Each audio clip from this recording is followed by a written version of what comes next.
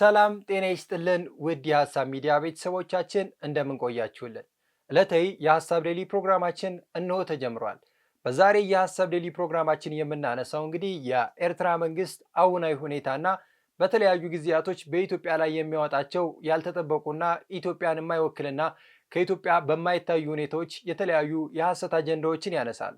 ነገር ግን የኢሳያስ አፈወርቂ መንግስት ላለፉት 30 ምናምን ዓመታት ኤርትራን በአምባገነንነት ሲመራ ቆይቷል። በማደግ ላይና በመበልጸግ ላይ የምትገኘው ኢትዮጵያ ለምን አደገች በሚል ቅናት አይነት መንፈስ ኢትዮጵያ ላይ ዛሬም የተለያዩ ነገሮች በማድረግ ተጠምደዋል። ኢሳያስ አፈወርቂና የእሳቸው አመራሮች ላለፉት 30 ምናምን ዓመታት ምንም አይነት ለውጥ አላሳዩም። እንደነበሩ አሁን ላይም አሉ። እድሜያቸው ገፍቷል። ግማሾቹ በሞት እየተነጠቁ ነው ያሉትም ደግሞ በእድሜ ዘመናቸው ማብቂያ ላይ ስለሆኑ እድሜያቸው ገፍቶ የስልጣን ዘመናቸውን ላለመልቀቅ እንጂ ለስልጣኑ በቂ ወይንም ተገቢ ሆነው አይደለም። ነገር ግን በሽማግሌዎች የምትመራው ኤርትራ አሁንም እንደባለፈው ቆማለች። ወደፊት የመራመድ ተስፋ የላትም። የኤርትራ ወጣቶች በሀገራቸው ተስፋ ቆርጠው ተሰደዋል። ኤርትራውያኖች አዳዲስ ተተኪ ባለስልጣናት አይታዩባት። ነገር ግን በወጣቶችና በተለያዩ እውቀት ባላቸው ሰዎች የምትመራው ኢትዮጵያን ወደ ኋላ ለማስቀረት ደፋ ቀና እያሉ ይገኛሉ። ከዚህ ጋር እያይዘን የኤርትራ መንግስት በተለይ ደግሞ ኢሳያስ አፈወርቂና እንደሳቸው ያረጁና ያፈጁ አመራሮቻቸው አሁን ላይ በኤርትራ ምድር ምን እየሰሩ ነው? ላለፉት ጊዜያትስ ኤርትራን እንዴት ሲያስተዳድሯት ነበር የሚለውን በሰፊው የምንመለከት ይሆናል። በተለይ ደግሞ የኤርትራ መንግስት በተለያዩ ጊዜያቶች ወጣቶችን ያስራል፣ ወጣቶችን ያፍሳል፣ እንደዚሁም አልበቃ ብሎት ከሀገር እንዲሰደዱ የተለያዩ ምክንያቶችን ይፈጥራል። ኢሳያስ አፈወርቂ እስከ ለተሞታቸው ድረስ ስልጣናቸውን ማንም እንዳይቀማቸው ባደረባቸው ስጋት ምክንያት ነው። ነገር ግን ዓለም እያደገች ባለችበት መንገድ ኤርትራ ቆማለች። ኤርትራም የቆመችው በሽማግሌዎች ስለምትመራና አስተሳሰባቸውም በ1900ዎቹ ላይ በነበረ አስተሳሰብ ስለቆመ ነው። ዓለም በሄደችበት ፍጥነት ኢትዮጵያ ባደገችበት እድገት ቀጠናው ላይ ያሉ ለውጦች ሁኔታዎች ላይ ኤርትራ ለምን ቆመች? ይህንን በሰፊው የምንመለከት ይሆናል። ፕሮግራሙን ወደ እናንተ ሳደርስ አብሬያችሁ የሚቆየው እኔ ዮርዳኖስ ለማነኝ። እስከ ፕሮግራም ፍጻሜ አብራችሁ እንድትቆዩ ጋበዙ። የኢሳያስ አፈወርቂ መንግስት ዛሬም ድረስ ባረጁና በሸመገሉ አመራሮች ነው የሚመራው። ላለፉት 3 አስርት ዓመታት በኤርትራ ምድር ምንም አይነት ለውጥ አይመለከትም። በስልጣናቸውም ላይ የተቀመጡ ሰዎች ከስልጣናቸው ፈቀቅ ሲሉ አልተመለከትናቸውም። ይሄ የሚሆነው እንግዲህ ኢሳያስ አፈወርቂ እንደሳቸው ያረጁና የሸመገሉ አመራሮቻቸው ሀገሪቷን በጭቆናና በአምባገነንነት እየመሩላቸው ስለሆነ የእሳቸው ስልጣን ካልተነካ ማን ቢሆን ግድ አይሰጣቸውም። ነገር ግን ኤርትራ በተለይ ደግሞ አፍሪካ ቀንድ ላይ የሆነች ሀገር እንደዚሁም ዓለም ላይ በጣም ተፈላጊ የሆነ ቀይ ባህርንና በዛ ቦታ ላይ ወታደራዊ ካምፕን ለመመስረት የሚፈልጉ በርካታ የዓለም ሀገራቶች በሚወዳደሩበት በዚህ ቀጠና ላይ ኢሳያስ አፈወርቂ ግን ከማንም ጋር መገናኘት፣ ከማንም ጋር መነጋገር፣ ከማንም ጋር አብሬ መስራት አልፈልግም በሚል ሀሳቡ ዛሬም ኤርትራ ቆማ እንድትቀር አድርጎታል። ባለፉት ጊዜያቶች የኢሳያስ አፈወርቂ መንግስት በርካታ ህዝቦቹ ላይ በደል አድርሷል። በተለይ ደግሞ ህዝቦቹን ያስራል፣ በግዳጅ ወታደራዊ ስልጠና እንዲወስዱ ያደርጋል። ከሰሞኑም ሆርን ሪቪው ከዚህም ጋር በተያያዘ የኢሳያስ አፈወርቂ መንግስት ላለፉት 18 ዓመታት ያለምንም ፍርድ ቤት ትዕዛዝ ያለምንም ፍርድ አንድ ቀንም ፍርድ ቤት ሳይቀርቡ 13 የሚሆኑ የሀገሪቷን ትልልቅ ሰዎችና የተለያዩ ግለሰቦችን 18 ዓመት ሙሉ ካሰረ በኋላ ያለምንም ቅድመ ሁኔታ ከእስር ቤት ለቋቸዋል። ሆርን ሪቪው እንዳለው ከሆነ የኢሳያስ አፈወርቂ አምባገነናዊ መንግስት እነዚህን ሰዎች ለቀቀ እንጂ በርካታ ሺዎች በእስር ቤት አሁንም ይገኛሉ ብሏል። እነዚህ 13 ሰዎች እንግዲህ ያለ ፍርድ 18 ዓመት ሙሉ በእስር ቤት ቆይተዋል። እንደምናውቀው ኢሳያስ አፈወርቂ ወደ ስልጣን ሲመጡ አፍሪካዊቷ ሲንጋፖር አደርጋታለሁ ብለው ቃል ገብቶ ነበረ። ነገር ግን አፍሪካዊቷ ሲንጋፖር መሆኗ ቀርቶ አሁን ላይ ዓለማችን ላይ በርካታ በደሎችና ጭቆናዎች ከሚደርሱባቸው የዓለም ሀገራቶች በግንባር ቀደምትነት እንድትቀመጥ አድርጓቸዋል። ይህም የሆነው የኢሳያስ አፈወርቂ ያረጀና የሸመገለ አስተሳሰብ እንደዚሁም በሽማግሌዎች የሚመራው የኢሳያስ መንግስት ዛሬ ድረስ ኤርትራን በደልና ጭቆና እንዲደርስባት ያደርጋል። በኤርትራ ምድር ምርጫ የሚባል ነገር የለም፣ ፓርላማ የለም፣ ነፃነት የለም፣ ፕሬስ ነፃነት የለም። ይሄ አልበቃ ብሎ ወጣቱ አገራዊ ግዳጅ በሚል ከፍተኛ በደልና ጭቆና እየደረሰበት ይገኛል። በ1994 የተጀመረው ብሔራዊ አገልግሎት ዛሬም በኤርትራ ምድር ወጣቶችን ሳይፈልጉ በግዳጅ ወደ ሳዋ ወታደራዊ ማሰልጠኛ እየሄዱ ብሔራዊ ግዳጅ እንዲወስዱ ይደረጋል። ይህም ግዳጅ ዛሬ ድረስ የኤርትራ ወጣት ይህንን በመሸሽ ወደ ተለያዩ ሀገራቶች እየተሰደደ ይገኛል። ከዚህም ከመሰደጃቸው ሀገር ዋነኛዋና ግንባር ቀደሟ ሀገራችን ኢትዮጵያ ነች። የኤርትራ መንግስት ባለፉት ጊዜያቶች እነዚህን ስራዎች ሲያደርግ በተለይ ደግሞ ኢሳያስ አፈወርቂ ለምንድነው በህዝቦች ላይ እንደዚህ አይነት በደልና እንደዚህ አይነት ወታደራዊ ግዳጅ የምታደርገው ተብሎ ሲጠየቅ ኤርትራ የምትገኝበት ቀጠና የስጋት ቀጠና ነው፣ ወረራ ሊደርስብን ይችላል። ለዚህም ወረራ ለመከላከል ሁሉም ኤርትራዊ በግዳጅም ሆነ በውዴታ ወታደራዊ ስልጠና መውሰድ አለበት፣ ሁላችንም ተዘጋጅተን መጠበቅ አለብን በማለት የእሳቸውን ስልጣን ለማስጠበቅ ሲሉ ዛሬም ድረስ የኤርትራን ህዝብ በደልና ግፍ እያደረሱበት ይገኛሉ። Eritrea is often described as Africa's North Korea.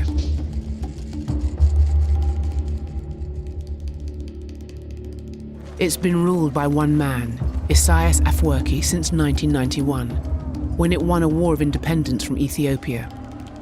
There are no national elections, no parliament, no independent judiciary, no free press. Amid ongoing conflict with Ethiopia, the president imposed mandatory national service for all Eritreans.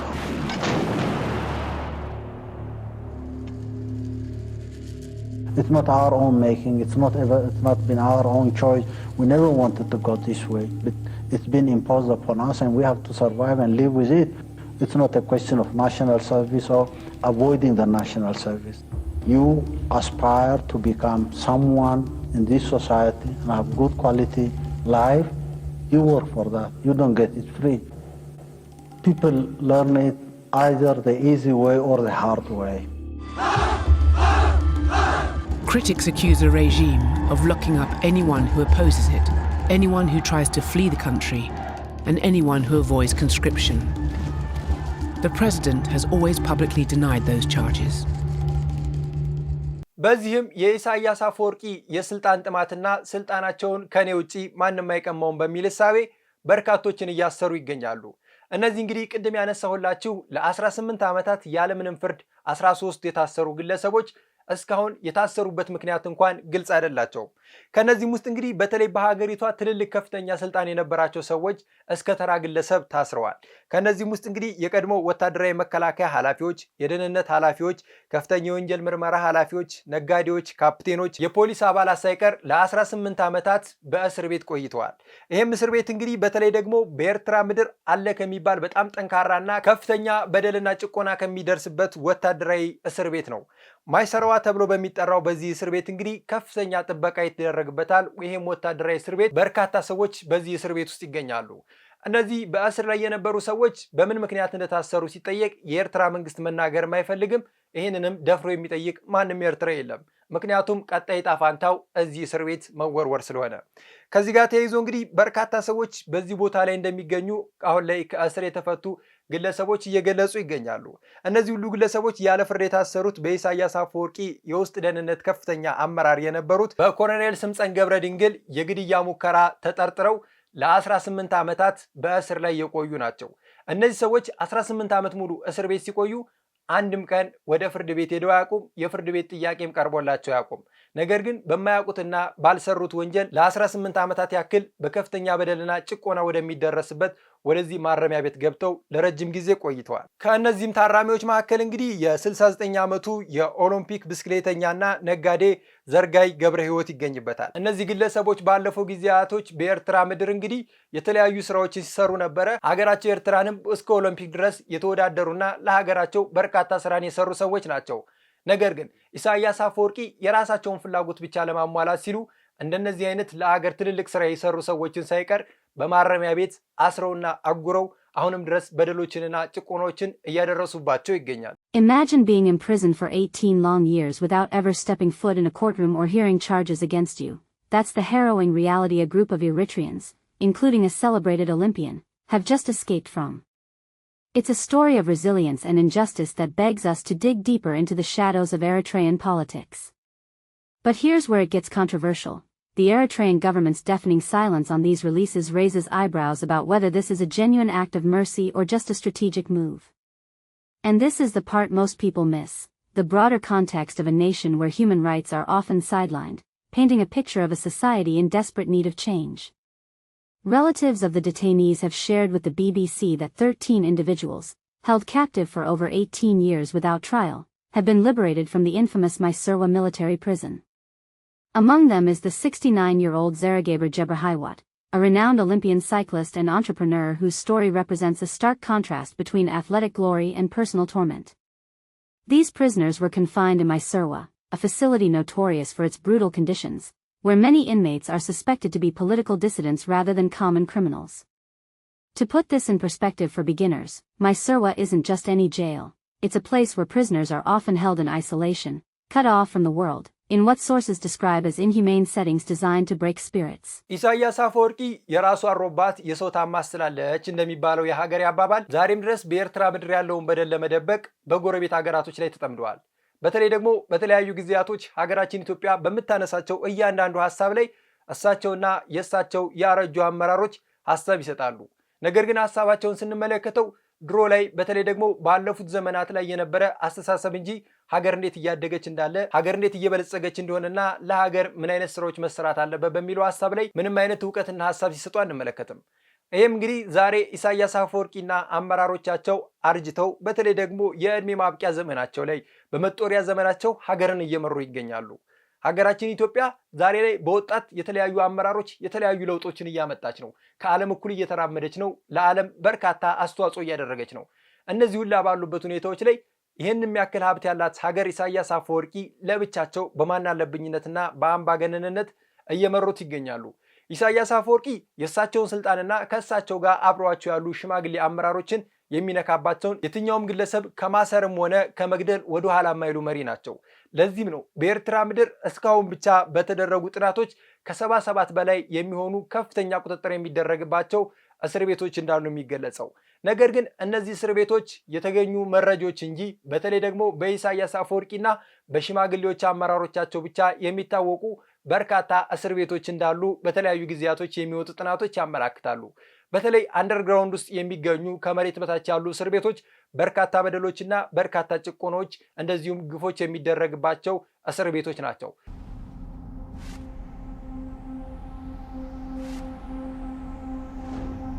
Human rights groups accuse Eritrea of running a national network of jails and detention facilities like the one Michael filmed. For 2 years, a United Nations team tried to investigate this network. They were forbidden from entering the country. ኢሳያስ አፈወርቂ አሁንም ቢሆን አገራቸውን በዚሁ መልኩ ከመቀጠል ወደ ኋላ አይሉም። ምክንያቱም የስልጣን ዘመን ማብቂያቸው መቼ እንደሆነ የማይታወቀው እነዚህ ሽማግሌዎች ዛሬ ድረስ ሞት እየነጠቃቸው እንኳን ሌላ የመተካት ፍላጎት ሳይኖራቸው ከነሱ በታች ያሉና በተለይ ደግሞ ከ60ዎቹ በላይ የሆኑ ሽማግሌ አመራሮች ኤርትራን ለማስተዳደር በቂ ናቸው ብሎ ያስባሉ። ነገር ግን ዓለም በፍጥነት እየተራመደ ነው። የዓለም ሂደት በጣም በትልቁ እየተመለከትን እንገኛለን። እነዚህ ሁላ ባሉበት ሁኔታዎች የአረጁ አመራሮች እንኳን አዲስ ሐሳብን ማምጣት አይችሉም። አዲስ ሐሳብ ሲመጣም አይ እኛን ይጎዳናል፣ ሀገር ላይ ሉዓላዊነት ላይ ከፍተኛ በደልና ጭቆና ይደርሳል የሚል የተለያዩ ሐሳቦችን ያነሳሉ። ኢሳያስ አፈወርቂ ዛሬ ድረስ ህዝባቸውን ሀገራቸውን እየጨቆኑ ይገኛሉ። ለዚህም ለጭቆናቸው እንግዲህ ከእሳቸው ጋር አብረው የሚሰሩ የሽማግሌ አመራሮች እንደማሳያ ናቸው። እነዚህም እንግዲህ ከ77 በላይ የሚሆኑ እስር ቤቶች ላይ የተለያዩ ጥናቶች ለመደረግ ተሞክረው ነበረ። ነገር ግን የኢሳያስ አፈወርቂ መንግስት ወደ ኤርትራ ምድር የሚሄድ እያንዳንዱ ግለሰብ ይጠናል፣ ማንነቱ ይታወቃል። ከማንነቱ ከተታወቀ ከተጣራ በኋላ ለምንና እንዴት ዓላማ እንደሆነ ስለሚጣራ በኤርትራ ምድር የተለያዩ ዶክመንተሪ መስራቶች በጣም አስቸጋሪ ናቸው። ነገር ግን ከዚህ ጋር ተያይዞ በቅርቡ አንድ የወጣ ዶክመንተሪ አለ። ይሄም በድብቅ የተቀረጸና ኢሳያስ አፈወርቂ ይሄንንም ስራ ካዩ በኋላ እንደተናደዱ በርካቶች እየገለጹ ይገኛሉ። በኤርትራ ምድር በእስር ቤቱ ላይ የሚደርስ ግፍና በደል በስውር ካሜራ የተቀረጸ አንድ ዶክመንተሪ ወደ እናንተ ላደርሳለሁ። ይሄም ዶክመንተሪ እንግዲህ በኤርትራ ምድር ኢንተርቪው ማድረግ በጣም ከባድ ነው ይላል። በተለይ ህዝቡ ፍቃደኛ አይደለም። ህዝቡ ለምን ፍቃደኛ እንዳልሆነ ስንጠይቃቸው ህዝቡ በተለይ ደግሞ ከኢንተርቪው በኋላ የሚደርስባቸውን በደልና ጭቆና ያውቃሉ። ምክንያቱም በኤርትራ ምድር የፕሬስ ነፃነት የሚባል ነገር አይታወቅም። በኤርትራ ምድር አንድ ያለው አንድ ቴሌቪዥንና አንድ የሬዲዮ ጣቢያ ነው። እሱም የመንግስት ነው። መንግስት የፈለገውና ያሰበው ወይንም ደግሞ እሱ ያሰባት እያንዳንዱ ሐሳብ ብቻ እንጂ ሌሎች ማንኛውም ሰው ሐሳቡን ማንሸራሸርና ሐሳቡን መግለጽ አይችልም። ለዚህም ነው በኤርትራ ምድር ኢንተርቪውም ሆነ ዶክመንተሪ መስራት ከባድ ነው የሚባለው። ኢትዮጵያ ውስጥ ለመኖር ምቹ ነው ይላሉ እነዚህ በኤርትራ ምድር ዶክመንተሪውን የሰሩ ወጣቶች። ምክንያቱም በኢትዮጵያ መጥተው ለመኖር ያላቸውን ነፃነት ማንም አይነፍጋቸውም። እንደፈለጉ ወጣው ሰርተው ይገባሉ በተለያዩ ቦታዎች ላይ እንቅስቃሴ ያደርጋሉ ለዚህም ነው በርካታ ኤርትራውያኖች እስከዛሬ ድረስ በኢትዮጵያ እየኖሩ የሚገኙት በኤርትራ ከፍተኛ በደልና ጭቆና ግፍ ከሚደርስባቸው ወታደራዊ እስር ቤቶች መካከል አንዱ አደይ አበይቶ ነው በዚህ እስር ቤት በተሰራ ዶክመንተሪ እንግዲህ በርካታ ጭቆናዎችና ግፎች እንዳሉ ታውቋል ይሄም እስር ቤት በአስመራ ከተማ ውስጥ የሚገኝ ሲሆን በተለይም ወታደራዊ እስር ቤት እንደመሆኑ ከፍተኛ ጥበቃና ከለላ ይደረግለታል በእስር ቤቱ በነበረበት ወቅት በጃኬቱ ቀዳዳ ላይ ካሜራ ገጥሞ ስለላ ሲያደርግ የነበረ ማይክል የተባለ አንድ ግለሰብ ስለ እስር ቤቱ ያሉ ነገሮችን ያነሳል በዚህ እስር ቤት ውስጥ ከ20 ዓመት በላይ የታሰሩ ምንም አይነት ድምጽና ምንም አይነት ሐሳባቸውን መግለጽ የማይችሉ በርካታ እስረኞች አሉ ይላል 20 ዓመት እኔ በትንሹ ተቀስኩላቸው እንጂ ኢሳያስ አፈወርቂ ወደ ስልጣን እንደመጡ ከዛ ጀምሮ የታሰሩ በርካታ እስረኞች በዚህ እስር ቤቶችም አሉ በዚህ እስር ቤት ውስጥ ከ20 ዓመት በላይ ከታሰሩትም በላይ በየቀኑ አዳዲስ ሞቶችን መመልከት የተለመደና አዳዲስ ነገሮች ናቸው ይላል በአንድ ጠባብ ክፍል ውስጥ ከ2000 የሚበልጡ ሰዎች በዚህ እስር ቤት ውስጥ ታፍነውና ታግተው ይኖራሉ እነዚህ እስር ቤቶች ከእስር ቤት በላይ በርካታ ጭቆናና በደል ከሚደርስባቸው ማረሚያዎች አንዱ ነው In a safe house in Ethiopia's capital, we met a man named Michael. He'd just escaped from Eritrea and smuggled out something remarkable. Secretly shot footage from inside one of the country's military-run prisons.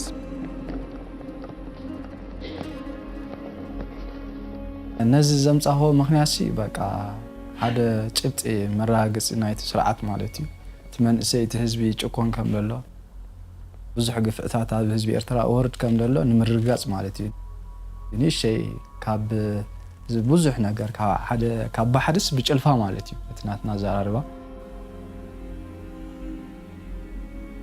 ሕጂ ኣነ እዚ ፈቃደኛ ዘይኮንኩ ድሕነት ናይ ስድራ ቤት ናይቲ ካልእ ማለት እዩ ምክንያቱ እቲ ስርዓት ነቲ ሕንሕነ በቃ ከምዚ ሕንሕነ ነቲ ዘሎ ንምድኻም ጥራይ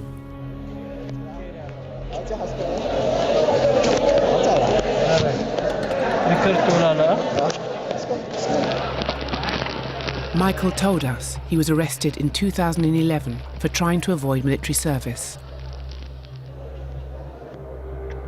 He was then held here in Addis Ababa prison, just outside the capital, Asmara, for more than 4 years.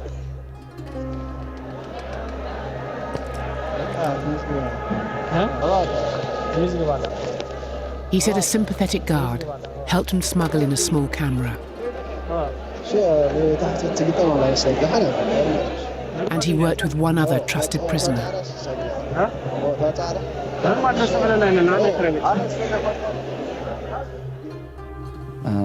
بز تحت جوبا تي ኣለኹ ኣብዚ ማለት ጅባ ኣለዎት ጃኬት ኣብ ውሽጢ ቀዳዳ ኣላታ ጅባ ማለት ጃኬት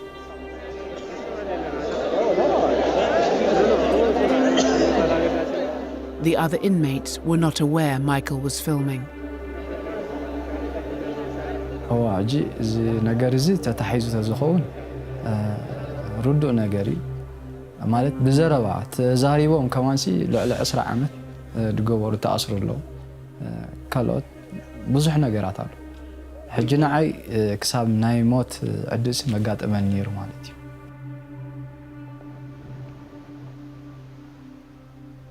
The prisoners can be seen packed into large holding rooms. According to Michael, they can be held like this for years without trial. ኣብዚ ልዕሊ 2,000 ማለት እዩ 4 ካሜራ ኣሎ ልዕሊ 2,000 እስራት ካሉ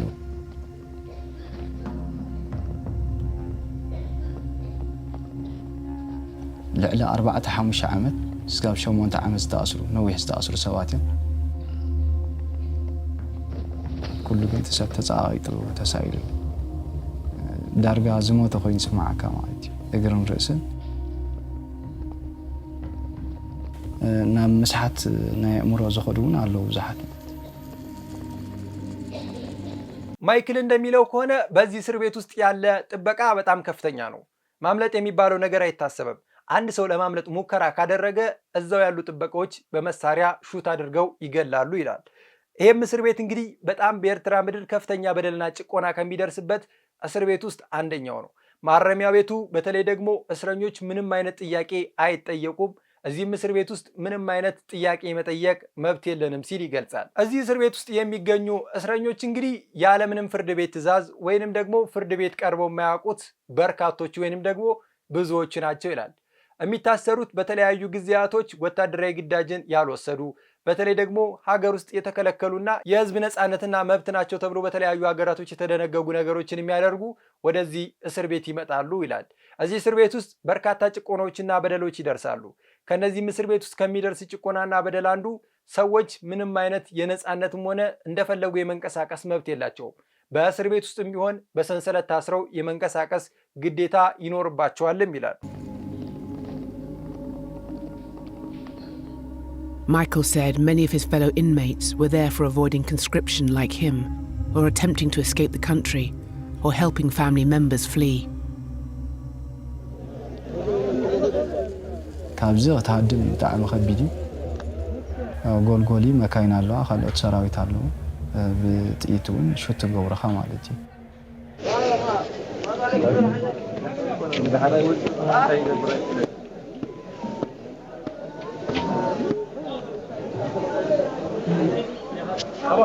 ኣብዚ ሕጂ ክንሪኦ ከለና እዚ ሰብ እዚ ክትሃድም ሓሲብካ ተባሂሉ ማለት እዩ ተኣሲሩ ዘሎ እንታይ እዩ ልዕሊ 10 ሰብ ማለት እዩ ኣድማ ጌርኩም ተሃድሙ ሓሲብኩም ዝብል ማለት እዩ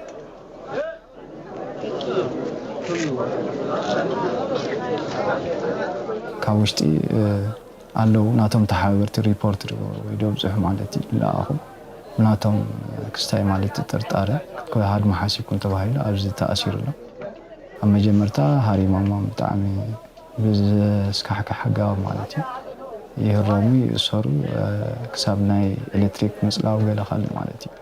ሌላው በኤርትራ ምድር ከሚገኙ በርካታ ጭቆኖች ከሚደርስባቸው ማረሚያ ቤቶች አንዱ መካከል ደግሞ በምድር ቤት ውስጥ የሚገኝ ከፍተኛ በደልና ጭቆና የሚደርስበት ማረሚያ ቤት ነው።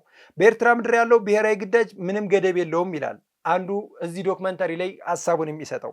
እነዚህን ደግሞ ግዳጅ የማትወጣ ከሆነ እስር ቤት ትወረወራለህ ይላል። ይሄም ወጣት እንግዲህ እነዚህን ግዳጆች ስላልፈጸመ ወደ እስር ቤት ተወርውሮ ሐሳቡን ይገልጻል። በዚህ እስር ቤት ውስጥ እንደፈለገ መንቀሳቀስም ሆነ ሐሳብን በነፃነት የመግለጽ መብት የለም። እስር ቤቱ ወደ ጎን 2 ሜትር ወደ ላይ ደግሞ 1.5 ሜትር ነው። እዚህም እስር ቤት ውስጥ 8 ሰው በአንድ ላይ ይኖራል። ይሄ 8 ሰው ትንሽ የሚባለው ቁጥር ነው። ከዚህም ከፍ ያለ ቁጥር በዚህ እስር ቤት ውስጥ ይኖራል ይላል። እዚህ ጠባብ እስር ቤት ውስጥ በጣም ጨለማ ነው። ምንም አይነት ብርሃን የሚባል ነገር የለም። ይህም እስር ቤት ያለበት አካባቢ በጣም ሞቃት ከመሆኑ አንጻር ከሙቀቱና ከጨለማው ጋር ተያይዞ በርካታ ሰዎች እዚህ ቦታ ላይ ሲኖሩ የተለያዩ ግፎችና በደሎች ይደርስባቸዋል። ሙሉ ለሙሉ በሚባል ደረጃ አይምሯቸው ማሰብና ማሰላሰል እስከ ማቆም ድረስ ደረጃ ከፍተኛ በደል እንዲደርስባቸው ይደረጋል። ምክንያቱ አነ ኣብ ሀገራዊ አገልግሎት 10 ዓመት የገረ 10 ዓመት በግዴታዬ በደሌታዬ ኮነካ ውትድርና ጸለየ ኣብ ዓደይ ክወፅእ ሓሲበ ሀገራዊ አገልግሎት ገደብ ኣለዎ ኣና ግን ገደብ ዘይብሉ እዩ ሀገርካ መገልገል ዘይኮነስ ጊላነት እዩ።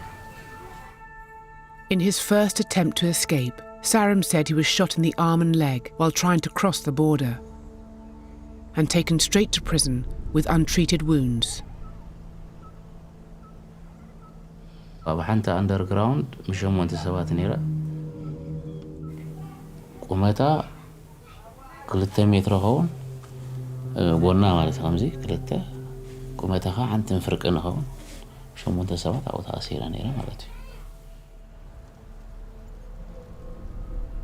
መዛሒት ብልኒኻ ትጉንባኻ ሙቐት ኣለዎ ጸልማት እዩ ጨቃጭካ ኢኻ ትድቅስ ማለት እዩ ወልኻ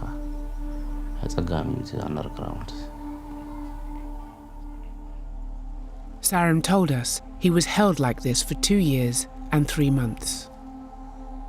جاكانا صاموسا ولا حد يحسبني كم يقرا توص وتيس كم يقرا حكم راح يدبني كم يقرا خبزات صلمات توص زي راح حسابيني.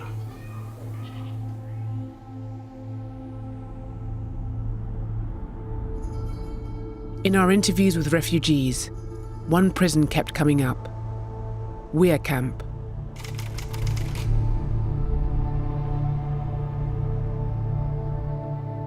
زي تاش مخونا له زي وعي مثلا ويا Tesfaye said he was held at Weir as punishment for trying to flee military service.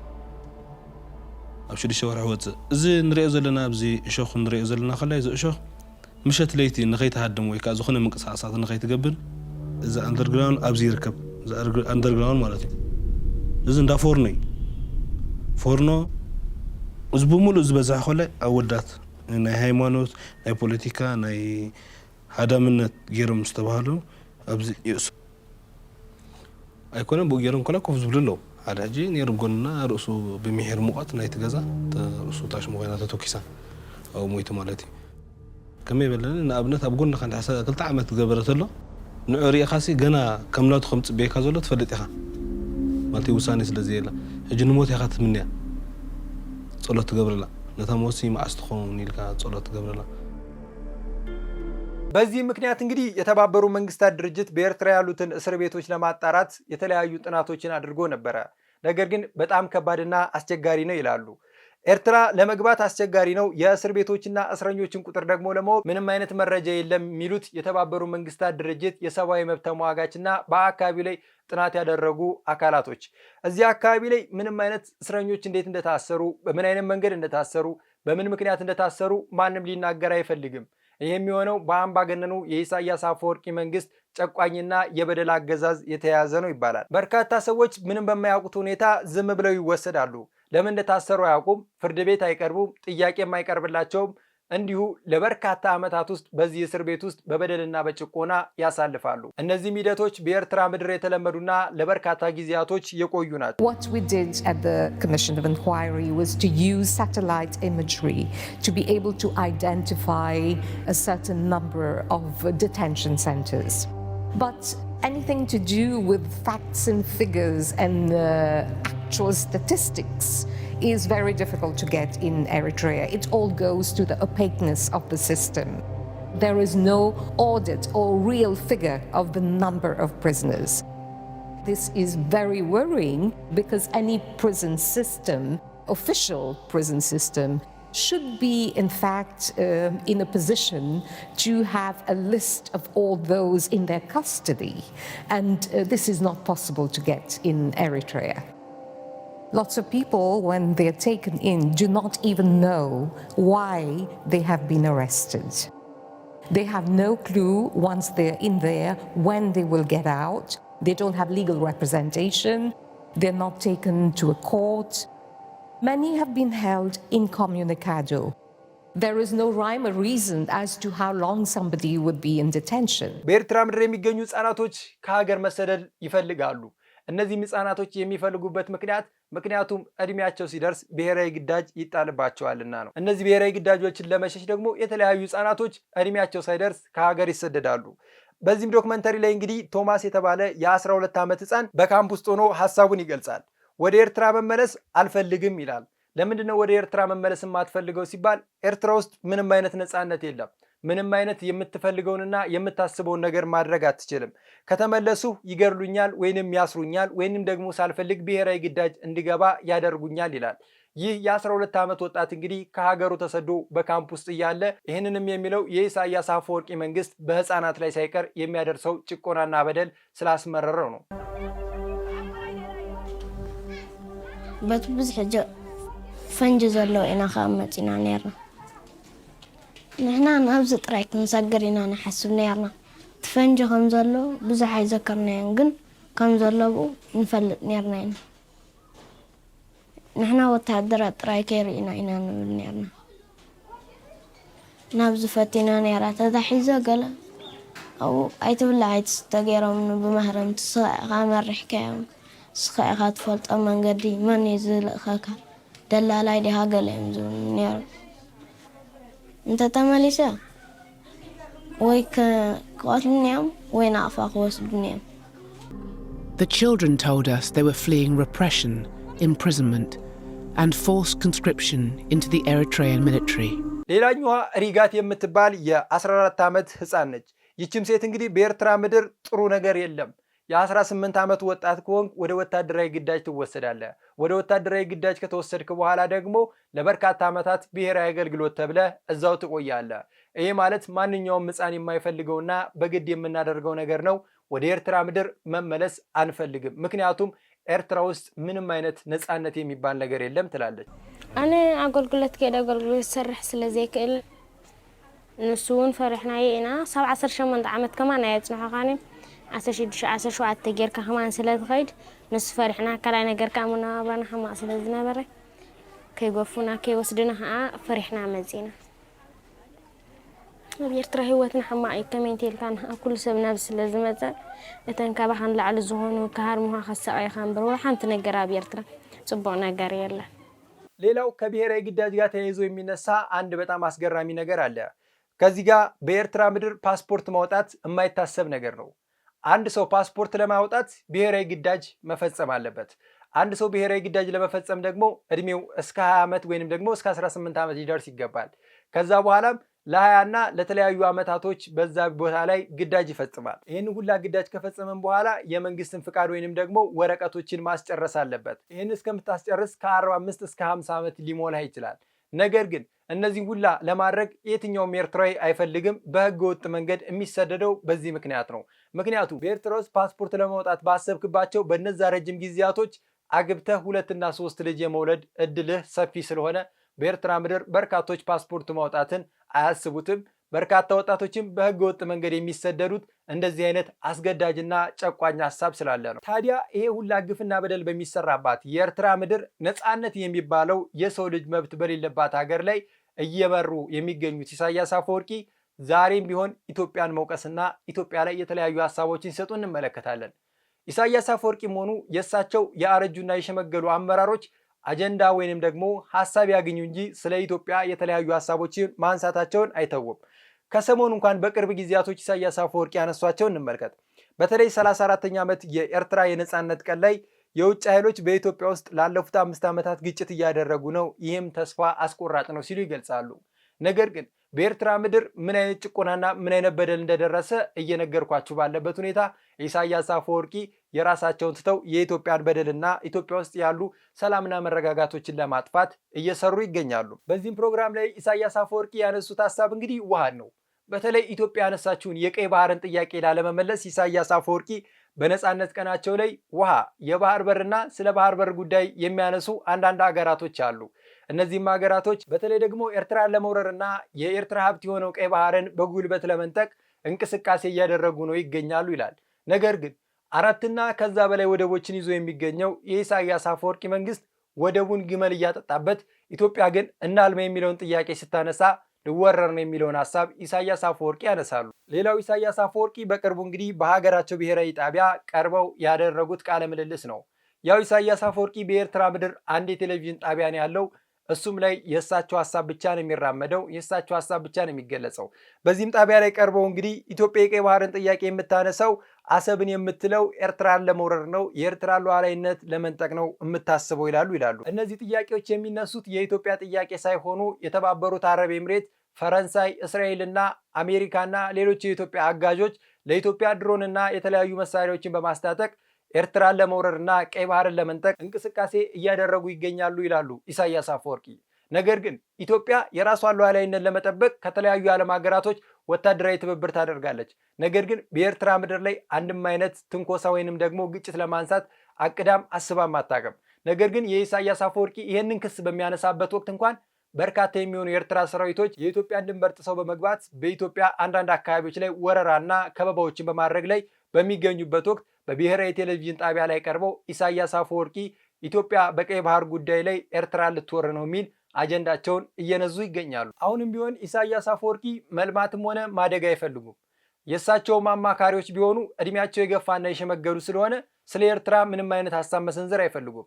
ነገር ግን ኢሳያስ አፈወርቂ ኢትዮጵያ በተለያዩ ጊዜያቶች የምታነሳቸው ጥያቄ የልወረር ነውና የሉዓላዊነት የልደፈር ነው የሚል የተለያዩ ሀሳቦችን ያነሳል።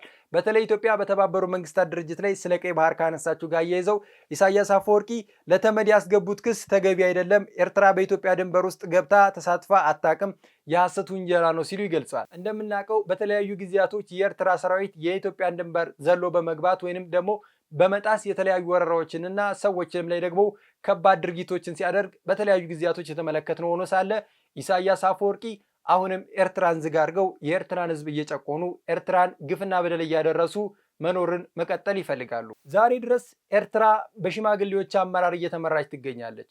ኢሳያስ አፈወርቂ በእድሜያቸው ማብቂያ ላይ በመጦሪያ ዘመናቸው ሀገርን እየመሩ ሀገሪቷን ወደ ኋላ አስቀርተዋታል።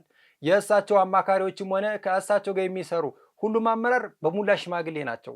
የተለያዩ የዓለም መንግስታቶች በኤርትራ የሚደርሰው የሰብአዊ ጉዳት ከጊዜ ወደ ጊዜ እየጨመረ ነው ቢባሉ ኢሳያስ አፈወርቂ ለህዝብ የማቅለት እኔ ብቻ ነኝ ይላሉ።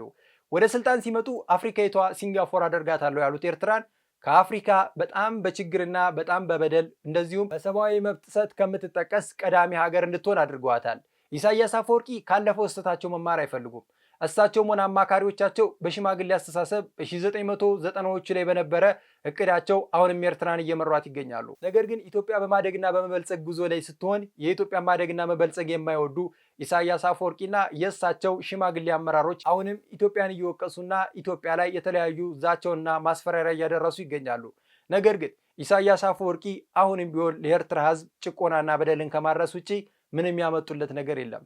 አሁንም ቢሆን የተለያዩ ኤርትራውያኖች የኢሳያስ አፈወርቂ አገዛዝ ይበቃናል እያሉ በተለያዩ ጊዜያቶች ሀሳባቸውን ይገልጻሉ። እነዚህም ጉዳዮች እንግዲህ በቀጣይ ቀናቶች የኢሳያስ አፈወርቂ በዚህ ይቀጥላሉ ወይንስ ደግሞ የተሻለ አመራር መጥቶ ኤርትራ ካለችበት አዘቅት ትወጣለች የሚለው አሳሳቢ ጉዳይ ነው። ውድ ተመልካቾቼ ለዛሬ የነበረኝ የሀሳብ ዴይሊ ፕሮግራም ይህን ይመስል ነበረ። እናንተም ከፕሮግራሜ ጋር አብራችሁኝ ስለቆያችሁ ከልብ እያመሰገኑ በቀጣይ ቀን በሌላ ፕሮግራም እስከምመለስ ቸር ቆዩኝ።